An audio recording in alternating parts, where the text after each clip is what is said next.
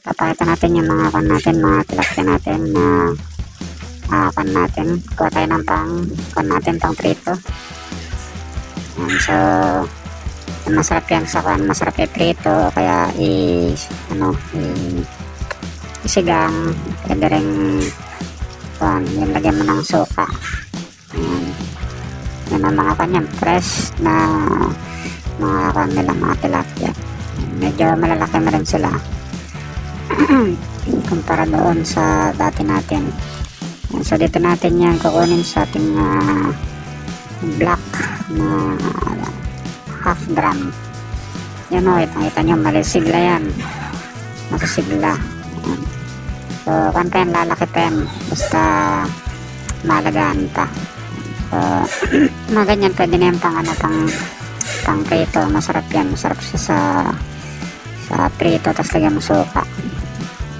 Yan, mga ganyan, no? Yan yung sigla nila, oh. Yan, so yan yung kan natin, yung mga kan natin, mga tilapia natin, para makita nyo. Yan, so natin, tatalunan kasi sila. Talagang malalakas sila at mahilig sa yan, no? Yan, para makita nyo. Sige, lapit natin konti, makita nyo na talagang magandang mag-alaga nito kasi bukod sa meron ka ng pagkain, ay pwede mo pa siyang ibenta pagka lumaki na sila.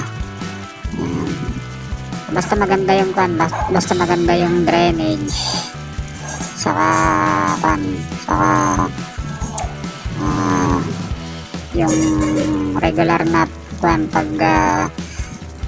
palit ng tubig. Hindi naman, pag maganda yung drainage, hindi naman kailangan palaging full, hindi naman kailangan